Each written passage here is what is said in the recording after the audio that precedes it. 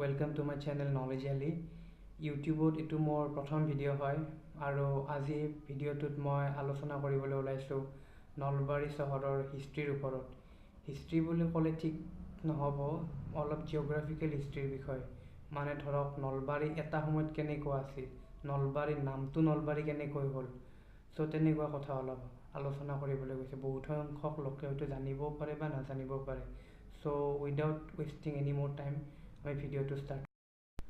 তো বিভিন্ন physical evidence আৰু ৰিচাৰ্চৰ ওপৰত ভিত্তি কৰি কোৱা হৈছে যে বৰ্তমান নলবাৰী টাউনখন যেনেকুৱা এটা সময়ত তেনেকুৱা নাছিল। এই ৰিচাৰ্চৰ ফলত কোৱা হৈছে যে নলবাৰীৰ ঠিক মাজেৰে নোৱা নদী নামৰ এখন নদী বৈ গৈছিল এটা সময়ত, আৰু নলবাৰী টাউনৰ দক্ষিণ পাৰে মানে য'ত বৰ্তমান জাপাৰগুছি অৱস্থিত, তাত এখন জাপাৰগুছি নামৰ বিল আছিল। কালক্ৰমত হোৱা এটা ভূমিকম্পৰ ফলত এই বিলখন আৰু নদীখন ইমাৰ্জ হৈছিল, মানে ওপৰলৈ উঠি আহিছিল। কিন্তু এই ভূমিকম্পটো আচলতে এজামশ্যন কৰাহে হৈছে, মানে কোনো ফিজিকেল প্ৰুফ নাই, এতিয়ালৈকে এনালাইচিছ কৰা মানুহে পোৱা নাই। সব ভূমিকম্প বুলি ইয়াক এজামশ্যন কৰা হৈছে। এই ভূমিকম্পৰ ফলত নদী আৰু বিলখন উঠি আহিল আৰু সেইখিনি জাগাত নল আৰু খাগৰিৰ এখন জংঘলৰ সৃষ্টি হ'ল আৰু এটা নতুন পৰিৱেশৰ গঠন হ'ল। এতিয়া নতুন হিষ্টৰিকেল এভিডেন্স আৰু ৰিচাৰ্চৰ ওপৰত ভিত্তি কৰি কোৱা হৈছে যে মিড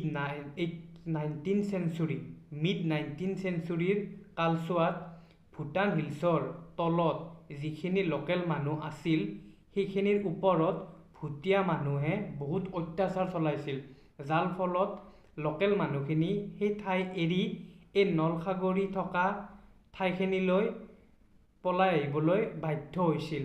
সেই পলাই অহা মানুহবিলাকে নোৱা নদী মানে আগতে থকা নোৱা নদীৰ নৰ্থ বেংকত সৰু সৰু কমিউনিটি সজাই থাকিবলৈ আৰম্ভ কৰিলে আৰু সিহঁতে ইয়াৰে জংঘলবিলাক চাফা কৰি এখন নতুন গাঁও টাইপৰ ঠাই স্থাপন কৰিলে।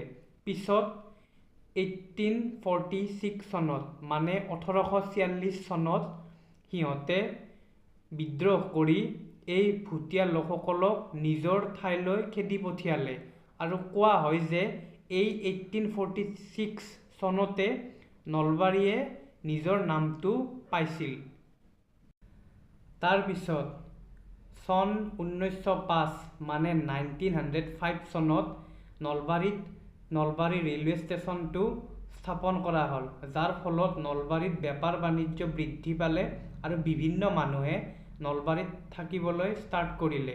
আৰু কোৱা হয় যে চন 1938ত নলবাৰী টাউন হিচাপে কোৱা হ'ল, মানে তাৰে আগলৈকে নলবাৰী গাঁও হিচাপে কৈছিল, আৰু এই 1938 চনতে নলবাৰী টাউন হিচাপে ইয়াক প্ৰতিষ্ঠিত কৰা হ'ল।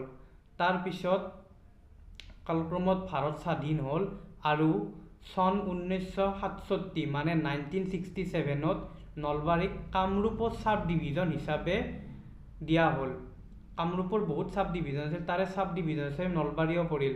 আৰু শেষত 14 আগষ্ট 1985 মানে 14 আগষ্ট 1985 চনত নলবাৰীত এডমিনিষ্ট্ৰেটিভ হেডকোৱাৰ্টাৰ স্থাপন কৰা হ'ল আৰু নলবাৰীক এখন ডিষ্ট্ৰিক্ট হিচাপে মান্যতা দিয়া হ'ল, আৰু সেয়ে নলবাৰী বৰ্তমান নলবাৰী হৈ আছে। চ' গাইজ, আজিলৈ ইমানে। যদি মোৰ কিবা অসমীয়া ৱৰ্ড কোৱাত ভুল হৈছে ভিডিঅ'টোত তেন্তে প্লিজ মোক ক্ষমা কৰিব, আৰু যদি ভিডিঅ'টো ভাল লাগিল প্লিজ লাইক কৰিব, কমেণ্ট কৰিব, আৰু নতুন ভিডিঅ'জৰ কাৰণে প্লিজ মোৰ চেনেলটো ছাবস্ক্ৰাইব কৰিব। Till then, good bye.